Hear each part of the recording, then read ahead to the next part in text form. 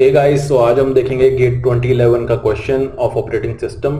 ये question related है shortest remaining time first algorithm से, या हम इसे प्रीएम्प्टिव शॉर्टेस्ट जॉब फर्स्ट भी बोलते हैं, राइट। तो क्वेश्चन में क्या है, आपको कैसे पता चलेगा कि ये शॉर्टेस्ट रिमेनिंग टाइम फर्स्ट का क्वेश्चन है या शॉर्टेस्ट जॉब फर्स्ट का। तो सबसे पहले इस क्वेश्चन में है क्या, अगर आप देखेंगे तो यहाँ पे लिखा हुआ है this is the question is related to preemptive shortest job first scheduling. Preemptive, अब मैं आपको बताऊं, अगर जो एसजेएफ होता है ना, शॉर्टेस्ट जॉब फर्स्ट, उसके दो पार्ट्स होते हैं। एक प्रीएम्प्टिव पार्ट होता है, एक नॉन प्रीएम्प्टिव एल्गोरिथम, मतलब दो अलग अलग एल्गोरिथम होते हैं। प्रीएम्प्टिव का मीनिंग क्या है? प्रीएम्प्टिव का मीनिंग है कि एक प्रोसेस चल रहा है और जो दूसरा प्रोसेस है उसका जो बर्स्ट टाइम है वो उससे कम है जो पहले प्रोसेस चल रहा है, ठीक है। तो उस केस में क्या होगा, हम जो पहले प्रोसेस चल रहा है उसे प्रीएम्प्ट कर देंगे, रोक देंगे उसकी करंट एग्जीक्यूशन, और जो अब प्रोसेस आया है वो अपना एग्जीक्यूशन करेगा जिसका बर्स्ट टाइम कम है, ठीक है। तो उस केस में प्रीएम्प्टिव हो जाता है। प्रीएम्प्टिव वाले को बोलते हैं शॉर्टेस्ट रिमेनिंग टाइम फर्स्ट। हर टाइम क्वांटम पे, हर एक टाइम क्वांटम पे, मान लीजिए टाइम क्वांटम हमारे पास सेकंड्स में है और हर एक सेकंड के बाद हम चेक करेंगे प्रीएम्प्टिव वाले में। लेकिन नॉन प्रीएम्प्टिव के केस में सिंपल एसजेएफ होता है। इसमें क्या होता है कि अगर आपने एक प्रोसेस, एक बार सबसे पहले तो मान लीजिए आपके पास चार प्रोसेसेस हैं, किसी का बर्स्ट टाइम है 3, किसी का 2, किसी का 1, किसी का 5। तो जो 1 है सबसे पहले हम उसे चलाएंगे, लेकिन उसका अराइवल टाइम सबका अगर सेम है, तो अगर अराइवल टाइम 1, मान लीजिए किसी का 1, किसी का 2, किसी का 3, किसी का 4 है, तो अगर अराइवल टाइम जिसका 1 है उस टाइम उसे ही ऑपरेट करना पड़ेगा, क्योंकि उस टाइम कोई और प्रोसेस नहीं है। मैं आपको एग्जांपल के साथ ये समझाऊंगा अगली वीडियोस में। इस क्वेश्चन में हम एसआरटीएफ के बारे में देखेंगे। और जैसे मैं एसजेएफ के बारे में बता रहा था कि जिसका बर्स्ट टाइम सबसे कम है उसे सबसे, और अराइवल टाइम सबसे पहले है, मतलब सबसे ओल्डेस्ट वही है, तो उसे ही हम सबसे पहले एग्जीक्यूट करेंगे और वो पूरा एग्जीक्यूट होगा। अगर कोई उस टाइम पीरियड में कोई और प्रोसेस आ जाता है तो वो उसे प्रीएम्प्ट नहीं करेगा, क्योंकि ये नॉन प्रीएम्प्टिव है, मतलब उसे नहीं रोकेगा जब तक वो कंप्लीट ना हो जाए जो पहले प्रोसेस चल रहा है। उसे कहते हैं एसजीएफ। ओके, तो ये कुछ जहां पे लिखा होगा प्रीएम्प्टिव शॉर्टेस्ट जॉब फर्स्ट, उसका मीनिंग है कि हमने एसआरटीएफ अप्लाई करना है।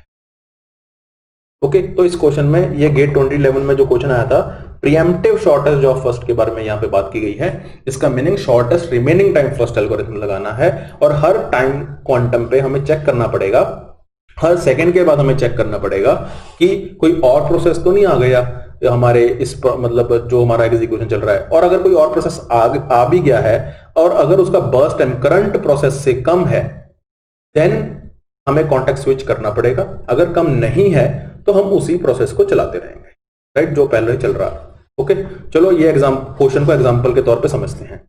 अब इसमें क्या है, तीन प्रोसेसेस हैं, एक है P0, P1 and P2, right. ये तीन प्रोसेसेस हैं। अराइवल टाइम है 0, 1, 2, मतलब कि 0 पे सिर्फ P0 है, राइट। और बर्स्ट टाइम है 9 मिली सेकेंड, 4 मिली सेकेंड या 9 मिली सेकेंड। और क्वेश्चन में क्या पूछा है कि प्रीएम्प्टिव शॉर्टेज ऑफ फर्स्ट है, इसका मतलब कि preemptive version of shortage of first which is SRTF, and then scheduling is carried out only at arrival or completion of the process. Okay, scheduling is carried out only, scheduling कब करनी है हमें, या तो अराइवल पे करनी है या कंप्लीशन ऑफ द प्रोसेस में करनी है, बीच में नहीं करनी, ठीक है। लेकिन ये थोड़ा सा आपको कंफ्यूज करने के लिए लिखा गया है, लेकिन हमें इस्तेमाल एसआरटीएफ ही करना है। हमें पता करना है what is the average waiting time, right. तो एवरेज वेटिंग टाइम हमें पता करना है for all the three processes. और एवरेज वेटिंग टाइम कैसे निकालते हैं, पहले तीनों का वेटिंग टाइम निकाल लेंगे, उसके बाद total waiting time divides with number of processes, तो उसे एवरेज वेटिंग टाइम आ जाएगा। ओके, तो शुरू करते हैं। शुरू कर सबसे पहले क्या करना होता है गाइस, हमें एक गैंट चार्ट या टाइम चार्ट बनाना होता है, गैंट या टाइम चार्ट। अगर एक बार ये गैंट चार्ट आपसे अच्छी तरह बन गया ना, तो क्वेश्चन मान लीजिए आपका 95% सॉल्व है। ओके, तो सबसे पहले क्या है, एक गैंट चार्ट बनाते हैं, ऐसे टाइम सीरीज टाइप सा लेते हैं हम। यहां पे ले लेते हैं जीरो टाइम, कि जीरो टाइम पे क्या आया, जीरो टाइम पे आया मेरे पास P0 और इसका बर्स्ट टाइम क्या है, 9 मिली सेकेंड है। ओके, तो सबसे पहले मान लीजिए मैं यहाँ पे P0 चला देता हूं, लेकिन मैं इसे चलाता हूं सिर्फ 1 मिली सेकेंड के लिए। हर सेकंड के बाद देखना, मैंने बताया था एसआरटीएफ में, तो पहले 1 सेकंड के लिए चलाया तो इसका एक बर्स्ट टाइम, मतलब ये गैंट चार्ट क्या है कि प्रोसेस को सीपीयू को कितना टाइम मिल रहा है। ओके, तो बर्स्ट टाइम का मतलब ये होता है कि एक प्रोसेस को टोटल टाइम सीपीयू का कितना चाहिए। तो 1 सेकंड मिल गया P0 को, तो इसका मीनिंग यहाँ पे 8 रह गया। ठीक है, 1 सेकंड तो मिल चुका है ना उसे, एक मिली सेकंड है यहाँ पे, तो 1 मिली सेकंड उसे मिल चुका है। अब यहाँ पे जो 1 हुआ तो 1 पे मेरे पास एक और प्रोसेस आ गया है, वो है P1, और इसका जो बर्स्ट टाइम है वो 4 मिली सेकंड है।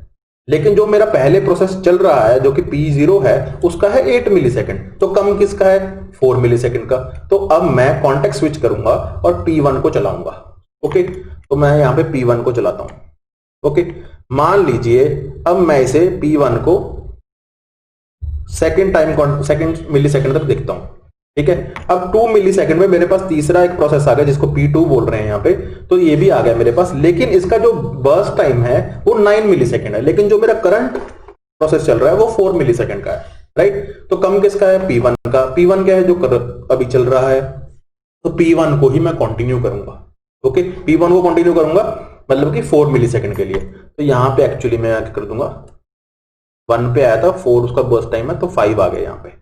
ओके, तो जब 5 आ गया तो ये जो पूरा प्रोसेस है पूरा कंप्लीट हो गया, 0 मिली सेकंड इसमें रह गया, ये पूरा प्रोसेस मेरा कंप्लीट हो गया फर्स्ट शॉट में।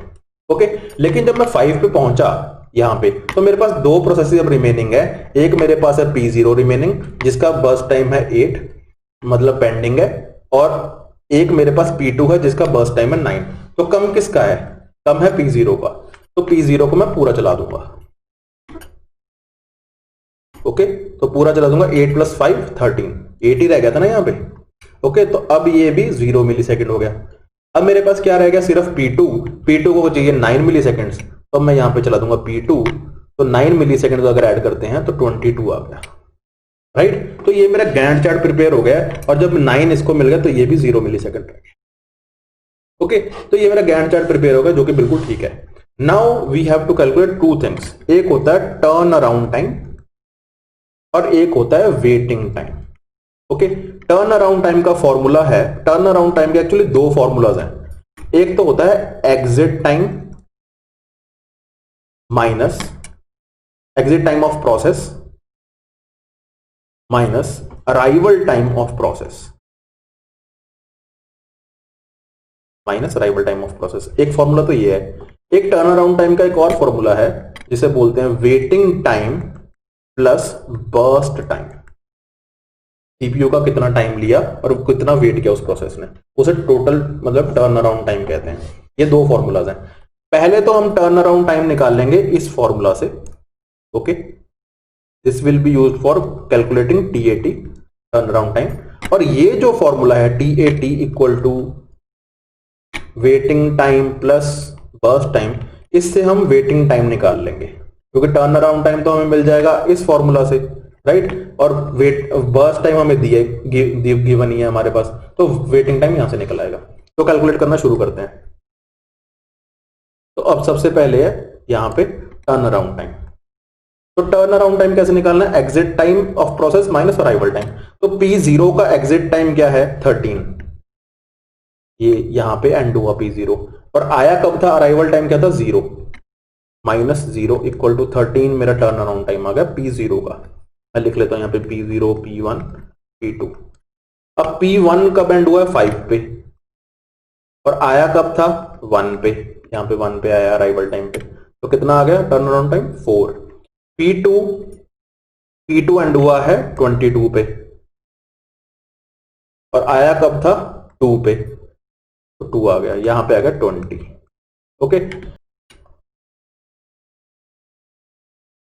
तो गाइस वेटिंग टाइम कैसे निकालना है, वेटिंग टाइम यहां पे आ जाएगा turn around time minus burst time. Okay, तो टर्न अराउंड टाइम मैंने निकालना है, लेट मी अगेन ये चेक कर लो एक बार। ये हो गया 5 P1 का, 5 माइनस, और आया कब था, 1 पे, तो 4 आ गया, और ये आया था 22 पे, चला गया था बाहर, और आया था 2 पे, तो यहाँ पे 20 आ गया। तो 13, 4 और 20 ये मेरे तीनों के आ गए। तीनों में माइनस क्या करना है, बर्स्ट टाइम माइनस करना है। बर्स्ट टाइम पहले का क्या था, 9, दूसरे का था 4, और तीसरे का था अगेन 9। तो यहाँ पे आ गया 0, यहाँ पे आ गया 4, और यहाँ पे आ गया 11। तो इन तीनों को ऐड कर लो। अब मुझे निकालना है एवरेज वेटिंग टाइम। तो एवरेज वेटिंग टाइम में क्या आ गया, 4 + 0 + 11 अपॉन 3 नंबर ऑफ प्रोसेसेस हैं, ये आ गया 15 अपॉन 3 दैट इज 5। तो 5 millisecond is my average waiting time for the 3 processes if I apply SRTF, और SRTF मुझे कैसे पता चला? Because it is a version, it is a preemptive version of shortage job first. तो option A is correct. Okay guys, I hope आपको ये question अच्छी तरह समझ आया हो। Thank you so much.